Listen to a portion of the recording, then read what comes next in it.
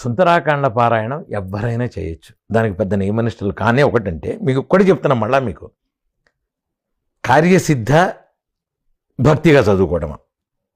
కార్యసిద్ధి కావాలి అంటే ఇన్ని సర్గలు ఇన్ని రోజుల్లో ఇలా చదువుతాను స్వామి అని ఏకపీఠం మీద కూర్చుని ఇవాళ ఏ సమయంలో చదివారో రేపు అదే సమయంలో చదవాలి. ఎందుకంటే సుందరాకాండ మీరు ఎందుకు స్వామి రేపు అదే టైంలో చదవాలి, కూర్చుని ఉండొచ్చు. మీరు భక్తిగా ఇవాళ చదివారు సుందరాకాండ, ఖచ్చితంగా స్వామి వచ్చి కూర్చుంటాడు మర్నాడు వీడు ఏం చేస్తున్నాడు అని. అప్పుడు ఇక్కడ కదా అక్కడెక్కడో కూర్చున్నాడంటే చేవదలమో అని వెళ్ళిపోతాడు ఆయన.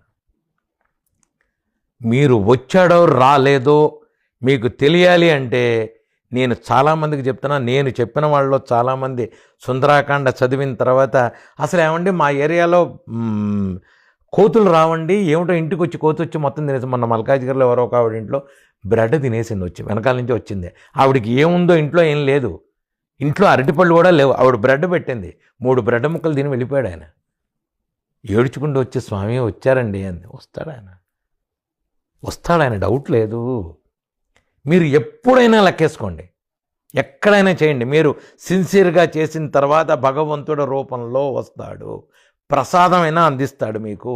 ఎవరో ఒకళ్ళు వస్తారు, ఏమండి కొండగట్టు వెళ్ళొచ్చామండి ఇదిగో ప్రసాదం, భద్రాచలం వెళ్ళొచ్చామండి ఇదిగో ప్రసాదం, మీకు ఇవ్వకపోతే నన్ను అడగండి. సుందరాకాండ పారాయణ మీరు ఇవాళ కూర్చుంటే, ఇవాళ ఇక్కడ కూర్చుంటే రేపు ఇక్కడే కూర్చుని చేయండి. ఒకటే ప్రదేశం, ఒకటే పీఠం, ఒకటే టైము, కార్యసిద్ధి కోసం. అయితే ఏమండి మాకు కాళ్ళు నొప్పులండి కూర్చోలేమండి, నష్టం లేదు, కుర్చీలో కూర్చోండి, రోజు అదే కుర్చీలో అదే టైంకి అదే ప్లేస్లో కూర్చోండి, నష్టం లేదు. భక్తిగా కూర్చోండి, భగవంతుడు ఏం కొట్టడు. కింద కూర్చొని ఇలా వెళ్ళు కాబట్టి నిన్ను అక్కర్లేదు, భగవంతుడు ఏం కొట్టడం మిమ్మల్ని. కానీ భక్తిగా చేయండి. ఇన్ని రోజులు చెయ్యాలి, మీ ఓపిక మీరు పెట్టుకోండి. అది 64 సర్గలు ఏమండి వారం రోజుల్లో క్లోజ్ చేస్తాం, 64/7 ఏమండి పొద్దున్న సాయం నుంచి సాయంత్రం దాకా నీకు అంత భక్తి నిలుస్తుందా? కార్యసిద్ధి కోసం చేయడానికి కుదరదు అది.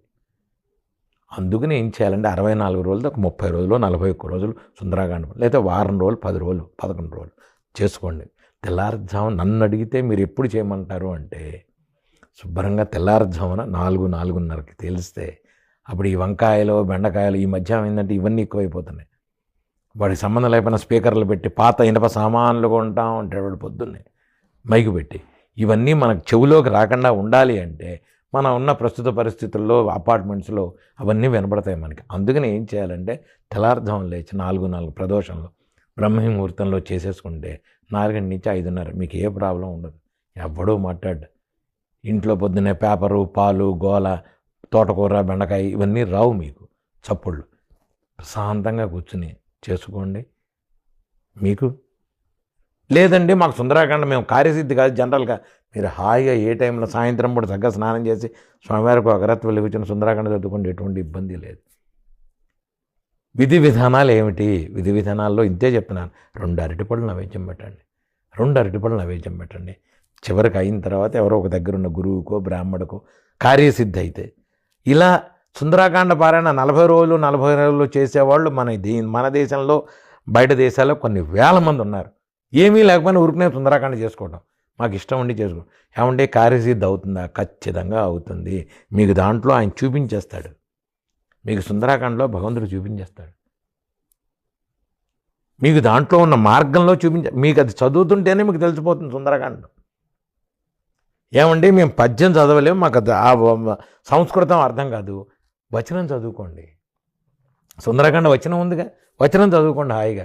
ఏమండి ఈ వద్దు మేము హనుమాన్ చాలీసా, హాయిగా మీకు సేమ్ హనుమాన్ చాలీసా అయినా అదే పరిస్థితి.